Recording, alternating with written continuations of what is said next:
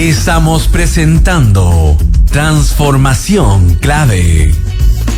Estamos de vuelta, estimados, estimadas. 4:34 de la tarde, nos pasamos un poco. Es que nos desordenamos la conversa con varias temáticas, tratando de conectar a nuestra anterior invitada y a su empresa con todas las verticales, y lo logramos, Camilo, ¿no? Así es. Yo creo que interesante, pero ahora se viene un tema, yo creo que súper interesante también, y que tiene que ver con la energía, pero con la carretera de la energía. Tiene que ver con HVDC, pero eso en inglés, HVDC, que no es un grupo de música, es corriente continua de alta tensión. Me siento que sé, al leer eso, lo busqué, debo reconocerlo, porque dije que lo que era esto, me acordé de Tesla, corriente continua, no andaba tan perdido, porque tú sabes que Tesla nació en Croacia. No tenía idea. Sí, él era hijo de párroco serbio, pero era ciudadano croata.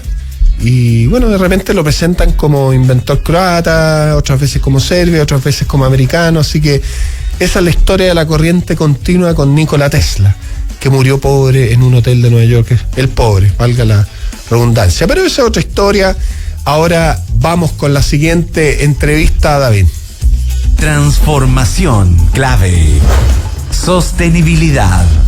Nos acompaña Carola Venegas, gerente de sostenibilidad y asuntos públicos de Conexión Quimal Loaguirre. ¿Cómo estás, Carola? Bienvenida a Radio La Clave, a nuestro programa, y qué bueno tenerte acá. Muchas gracias, Alex, por la invitación. Feliz de venir este día lluvioso a caminar las calles de Santiago. ¿Y tú pero tú vives en Santiago o vives fuera de Santiago? No, vivo en Santiago. Ya, que como a caminar las calles de Santiago, yo dije de repente bien. Es que llegué hace pocos años a Santiago, entonces Santiago lluvioso me recuerda a mis años del sur. ¿De qué parte eres del sur? De San Carlos Ñuble. Y luego en Concepción estuve estudiando y trabajando.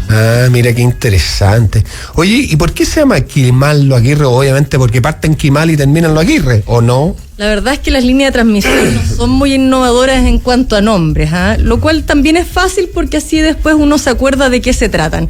Todas las líneas de transmisión las nombra el Coordinador Eléctrico Nacional después de pasar por el Sistema de Planificación de Largo Plazo del Ministerio de Energía, y se llaman como la subestación de inicio y de término. ¿Y dónde está Quimal? Quimal está en la misma comuna donde estaban hablando con Alejandra en el panel anterior, en María Elena, ya en el desierto de Atacama, en la región de Antofagasta, y Loaguirre es una subestación que hoy día existe en la región metropolitana, en la comuna de Pudahuel. Sí, pues cuando uno va para Viña, ahí está Loaguirre, ahí ¿no es cierto? Está Loaguirre, claro, exactamente. No, sí. Son 8 regiones, ¿no?, las que atraviesa el proyecto. 5 regiones, Antofagasta, Atacama, Coquimbo, Valparaíso y Metropolitana. Mira tú, oye, qué desafiante atravesar 5 regiones, con todo el tema de comunidades, con todo el tema de los permisos. No debe ser fácil, No, fíjate, no es nada fácil porque además de las complejidades obvias, esto hay que hacerlo en tiempo récord, ¿ya? Porque es urgente. Hablando del vertimiento que estábamos hablando. Exacto, la invitada anterior me dejó un buen pie para venir a decir lo urgente que es esto. Básicamente todos los compromisos que tiene Chile respecto al cambio climático, disminuir emisiones, depende de que tengamos una matriz 100% renovable. Y hoy lo más cercano que tenemos de retirar las centrales a carbón está con el inicio de operación del proyecto Quimal Loaguirre, que está planificado para el primer semestre del año 2029. Puede parecer lejos, pero para eso necesitamos empezar a construir a más tardar el primer trimestre del próximo año. ¿Y cómo va eso? Mira, hoy día estamos en varios frentes en paralelo. Además del relacionamiento comunitario, de la evaluación ambiental, los proyectos de transmisión apelan a un decreto que otorga la Superintendencia de Electricidad y Combustible, que es a través de las concesiones eléctricas hacerse de varios de los terrenos, que en paralelo ya se están negociando varios negociaciones. Predios como de servidumbre y ese tipo de cosas. Servidumbre, gracias por la ayuda. Entonces son varios trabajos en paralelo, el aunar a los proveedores, el tener contratada la construcción, etcétera, etcétera. O sea, varios frentes, y además tenemos el frente mal tiempo. Y además 5 regiones. Oye, pero agarra la talla que No, sí, lo que pasa es que estoy concentrado. Perdón. Carola. Oye, y interesante que al igual que en el bloque anterior conectamos con otras verticales del programa y no solo con el tema sostenibilidad o transición energética, acá también hay mucha tecnología, ¿eh? Hay una vanguardia tecnológica que tiene que ver con sensores, también hay una alianza con Lemu, del Leo Prieto, que nunca hemos entrevistado al Leo Prieto, pero ya lo lograré. Hoy día estaba en Nueva York, entiendo, apareció que estaba mostrando las primeras imágenes satelitales, de hecho, del río Biobío en Nueva York, mostrando el desarrollo de Lemu a su inversionista. Mira, muy bien, hay que buscarlo. Oye, pero el proyecto sí, efectivamente, para que la gente entienda, hoy día yo creo que estamos pasando de una carretera eléctrica convencional a algo que es muy avanzado, parece, ¿no? Cuéntanos un poquito para los que no nos manejamos mucho en este tema. Mira, así es. De hecho, el parangón, el símil con las carreteras sirve mucho para explicarlo. Hasta ahora, en Chile solo teníamos carreteras típicas. No teníamos autopistas dedicadas, túneles de alta velocidad.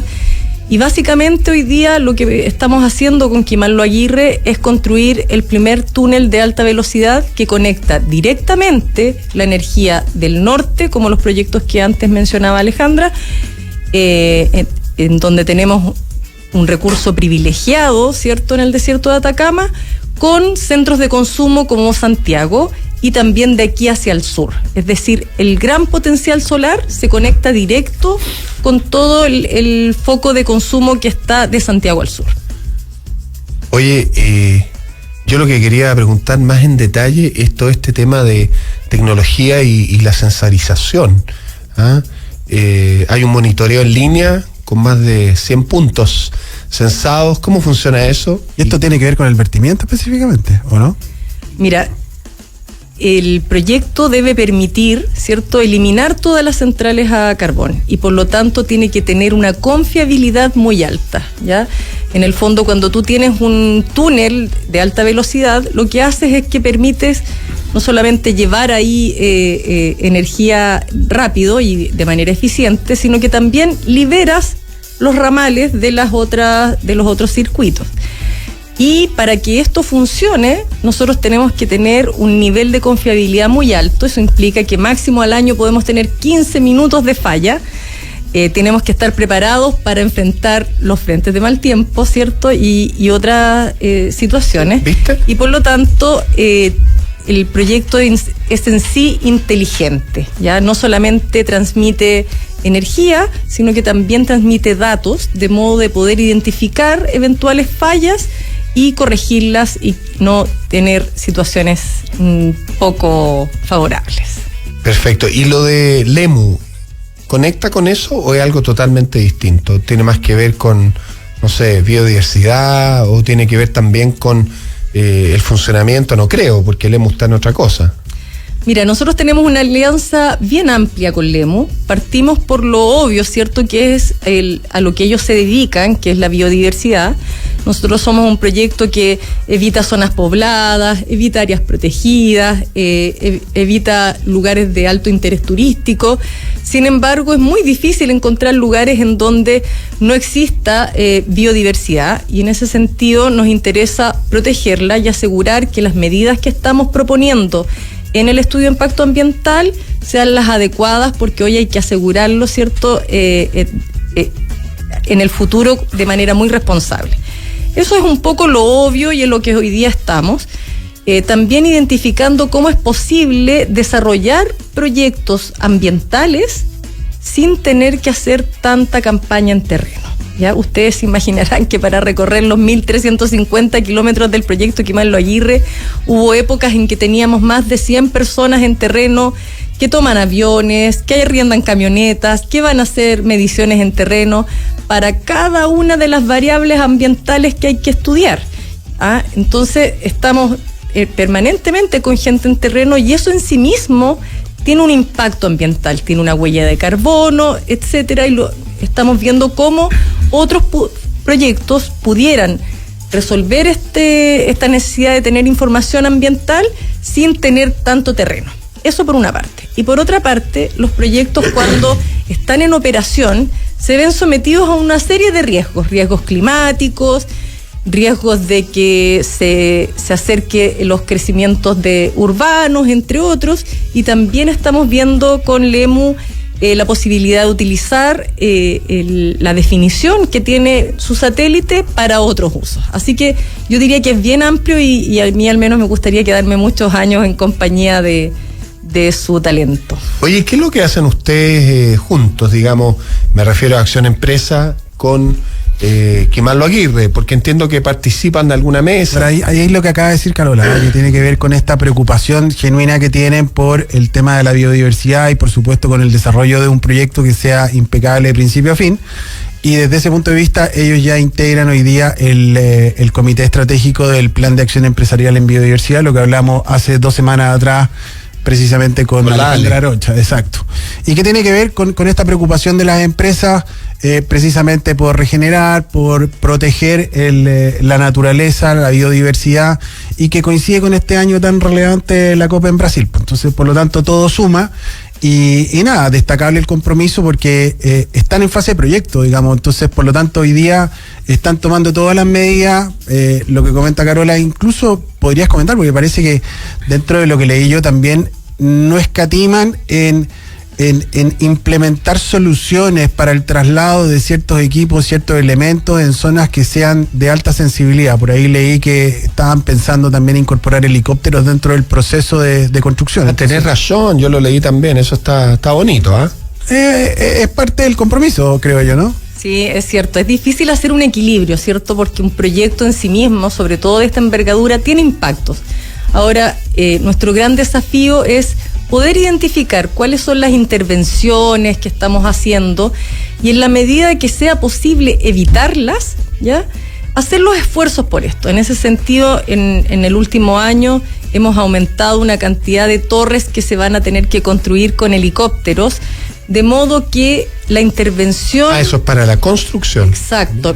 Los proyectos de transmisión, en general, su mayor impacto está en la construcción, ¿ya? Y dentro de la construcción hay cosas que son obvias, que hay que despejar en el fondo una superficie para la instalación de las patas de las torres. Nosotros tenemos casi 2.700 torres, pero también están los caminos, ¿ya? Es un proyecto que atraviesa una zona precordillerana, a varios caminos que existen, pero hay otros caminos que hay que mejorar, hay otros que hay que construir desde cero y que van a ser ocupados solamente durante la fase de construcción. En la medida que yo identifico que en esos sectores en donde es necesario construir caminos hay flora o vegetación de alto valor, nosotros hemos ido cambiando nuestros métodos constructivos, disminuyendo el ancho de los caminos, cambiando la maquinaria, viendo cómo podemos intervenir menos y incluso en algunos casos llegando a el reemplazo de una construcción tradicional por construcción con helicópteros. Perfecto. Oye, pero esto es contra el tiempo. 2.000 y tantas torres, 1.400 kilómetros y todo esto en 3 años.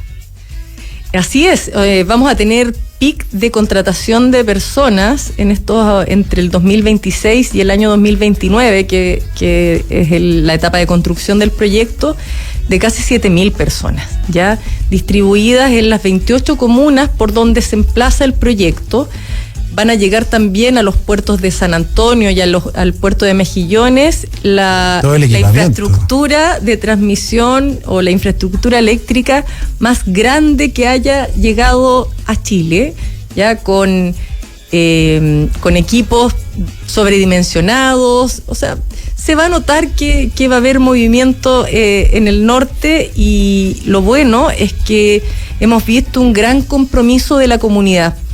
Esto que se conversa en estos sectores más de élite, ¿cierto? Una conversación más intelectual eventualmente o política de cara a los compromisos que tiene Chile afuera, es una conversación que también es muy cotidiana en las comunidades, ¿ya? El cambio climático para ellos no es un tema de libros o de gráficos con colores alarmantes, sino que es algo del día a día. Y la posibilidad de ser parte de proyectos que vienen a hacerse cargo de las condiciones que que habilitan la detención del cambio climático, para la gente, fíjate que es mucho más alentador de lo que uno se pudiera imaginar. Sí, claro, porque finalmente esto es tangibilizar las renovables en la zona centro-sur del país. Y yo creo que es el anhelo por muchos años, o lo que uno espera cuando dice que uno de los activos tan importantes como el desierto, como la zona de Atacama que tenemos, que nos da el cobre, pero también nos da la energía. El sol, la radiación solar más alta del mundo. Oye, yo te quería preguntar, la planificación de Chile de líneas de transmisión, después del proyecto de ustedes, más lo que hay en el sistema interconectado, ¿se esperan más líneas o ustedes van a crecer en capacidad? ¿Cómo funciona eso? Probablemente no es una decisión de ustedes, pero ¿qué está planificado en el camino? No quiero decir competitivo, pero que conecta sectores del norte en estas 5 regiones, o cómo es eso. Mira, después de una modificación de la ley de transmisión en el año 2016, se identifica la necesidad de que el Estado planifique en largo plazo, ¿ya? Por lo tanto, se hacen informes anuales en donde se planifica la necesidad de mejoras en la red. Estas mejoras pueden ser equipos, ¿cierto?, que eliminen armónicos, que mejoren las capacidades, refuerzos de línea, o nuevos proyectos grandes como Kimal Lo Aguirre. Hay una serie de proyectos que están hoy día en construcción, otros que están esperando que lleguen oferentes, hay proyectos, incluso hay anuncios de un nuevo proyecto HVDC hacia el sur, ¿cierto?, desde Lo Aguirre en Pudahuel hasta Entre Ríos en la región de Ñuble. Por lo tanto, es muy probable de que el desarrollo de la transmisión eléctrica en Chile siga, porque esto va en la línea, como si yo te preguntara, ¿tienes planes en unos años de tener un auto eléctrico? ¿Tienes planes en unos años de cambiar tu cocina por una cocina de inducción eléctrica? Etcétera. La verdad es que si uno ve su propio comportamiento, los cambios en el consumo, las necesidades en la empresa, lo más probable, y espero que así sea, porque eso además permite cumplir los compromisos climáticos, es que cada vez consumamos más electricidad, porque dejamos de consumir petróleo, benzina, leña y otros combustibles con mayores emisiones. ¿Tiene algo que ver también con la tecnología de la generación?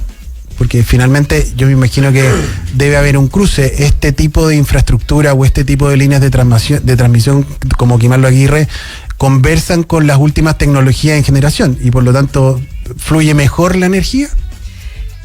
Mira, tiene que ver básicamente con que Parece cuando que hablamos de... No necesariamente, pero sí tiene que ver. Cuando hablamos de energía renovable, hablamos de recursos renovables. Y los recursos están donde están. A nosotros nos podría encantar que Santiago tuviese mejor radiación solar, pero la mejor está en María Elena y alrededores. Y lo mismo ocurre en el sur, ¿ya? Uno quisiera tener agua en la quinta región, o los vientos pero el agua está en donde está. Cuando tenemos esta condición, ¿cierto?, de que los recursos están donde están y no necesariamente donde están los focos de consumo, las redes ya se vuelven más importantes. Antes, cuando yo ponía una instalación de generación inmediatamente al lado de los consumos, como por ejemplo la central Renca que estaban hablando hace un poco, o en Concepción me instalo con una termoeléctrica en Coronel o cercano a un puerto, yo elijo dónde pongo una central convencional. Las centrales renovables es al revés, yo tengo que ir a buscarla y eso lo hago con redes. Okay. No sé si tiene que ver tanto con la tecnología, pero obviamente con la realidad del recurso. Y en términos de tecnología, ¿se esperan cambios en la industria o algo más o menos como commodity estándar? ¿O hay eficiencias en líneas de transmisión que uno diría, oye, quizá en X años más hay que nombrar la inteligencia artificial? No necesariamente, pero ¿las tecnologías cambian mucho en la industria de ustedes? Bueno, una de las cosas más novedosas en Chile es que haya llegado la corriente continua, ya con el proyecto Kimal Lo Aguirre. ¿Antes no había? No, es el primero en Chile. Ya, sin embargo, no es nuevo en el mundo, ocurre en general en los países en donde las distancias son largas y los focos de generación están alejados de los focos de consumo. China, Brasil, etcétera, son países típicamente en donde hay proyectos de corriente continua. Lo que sí es probable es que aumenten las baterías, ya que aumente el reforzamiento de líneas ya existentes. Quimalo Aguirre es una línea que funciona en 600 kilovolts, ya hasta ahora Chile solo tenía hasta 500 kilovolts. Y hay muchas líneas que están en 220, en 100, en 66 kilovolts, que el órgano coordinador, ¿cierto?, entre la Comisión Nacional de Energía y el Coordinador Eléctrico Nacional han ido requiriendo proyectos que refuerzan las líneas, amplían las líneas. Entonces, es una mezcla, ¿cierto?, entre nueva tecnología con reforzar lo que ya existe. Mira, súper interesante esto de la transmisión y hacer el paralelo con generación de lo que estábamos hablando antes. Y por supuesto que este proyecto, yo creo que entre otras cosas, además de su compromiso con sostenibilidad, digamos, y con hacer las cosas bien, lo que dijiste tú, Carola, tiene mucho impacto en la generación de empleo. Me imagino que también tiene mucho impacto en inversiones en el entorno del proyecto. Así es. Primero se genera un encadenamiento lógico, ¿cierto?, al llegar a comunas de baja densidad poblacional, una gran cantidad de contratistas, y luego, como te decía antes, habilita proyectos de generación alrededor de las subestaciones, pero también como libera las otras líneas, también permite que nuevos proyectos eólicos y solares se sigan instalando entre María Elena y Santiago. Por lo tanto, es un efecto sistémico, claro. y sobre todo que refuerza que vamos a tener la seguridad de que nuestra energía va a ser por 100% renovable. Antes hablaba Alejandra de los AIREC, ¿cierto?, que son estos certificados que te garantizan que la energía renovable en ese minuto ya no va a ser necesario porque todo va a ser renovable. Y también hay una apuesta porque esto permite bajar los precios, ¿ya? Es bien razonable pensar que si la energía solar es por lejos la más barata, yo siempre digo que vivimos nos tocó una era privilegiada, en donde coincide lo más barato con lo de menor impacto ambiental y sin emisiones, que el sol sea al mismo tiempo las dos cosas, y paulatinamente también esto debiera permitir ir bajando los precios. Hoy día el carbón y el diésel son los que, y a veces esta imposibilidad de transmitir son las que nos dejan con precios altos. Oye, ¿y qué es lo más... perdón Camilo, perdón Carola, ¿qué es lo más complicado en una empresa como la de usted en el tema de sostenibilidad? ¿Cuál es el impacto mayor? La biodiversidad, claramente, ¿no? O los territorios, pero es la biodiversidad, por ejemplo, ¿cuál es la mitigación que uno puede tener y algo que necesitamos? O sea, no lo podemos evitar en el mundo tener línea de transmisión, pero por ejemplo, para los pajaritos.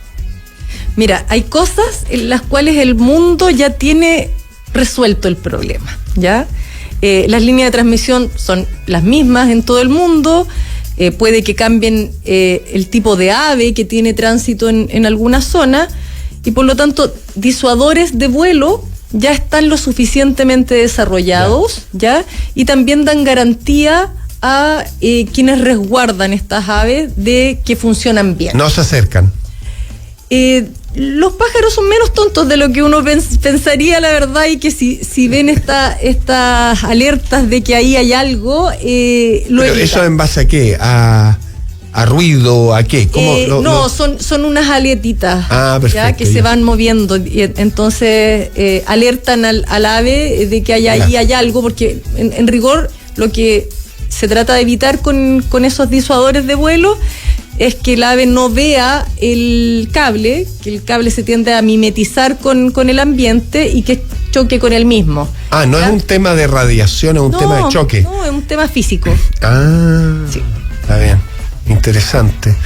Así que ese no es realmente uno de los temas que más aprietan el zapato. O sea, como es algo que no ocurre solo en Chile, ocurre en el mundo, y es algo de interés de muchas personas, ya la tecnología tiene una solución a la mano y que a todos les parece confiable. Y normalmente cuando se trazan estas líneas, uno toma en cuenta pasar solo por territorios que sean del Estado, o a veces hay que pasar por territorios de privados y hay que hacer contratos de arrendamiento, Sí, etcétera. hombre. No están tirando la música de los auspiciadores, pero muy cortito, Carola. Mira, en el norte uno podría hacer eso, ¿es cierto? En donde hay terrenos que son del Estado a través de bienes nacionales.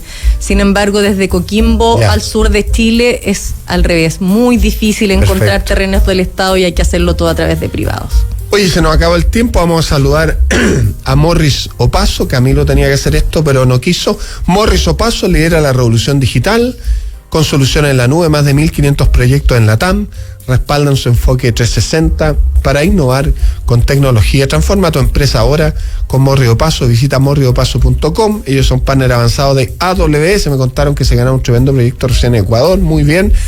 No tengo tiempo, Carola, después me duele todo. Basta de pretextos. En Gimnasios Sportlife transformamos tu excusa en energía. Con descuentos increíbles que te dejarán sin aliento, ingresa a www.sportlife.cl y comienza a entrenar. Y ACTI, la Asociación Chilena de Empresas de Tecnología e Información, impulsa el desarrollo digital de Chile, promoviendo la innovación, el talento y la transformación tecnológica, conectando el presente con el futuro y apoyando empresas, personas y tecnologías que están cambiando el mundo. Agradecerle a Carola Venegas, gerente de Sostenibilidad y Asuntos Públicos de Conexión Quimanlo Aguirre, y también a nuestro querido coconductor Camilo Pacheco, que hoy día lo noté un poquito más reservado, por algo será. Siempre tímido. Ya nos contará. Así que muchas gracias a los dos. Muchas gracias a ustedes. Gracias, Me pasó Carola. volando la conversación. Y nosotros los dejamos con Esclave y el Beto Aguemio. Hasta mañana, cuídense.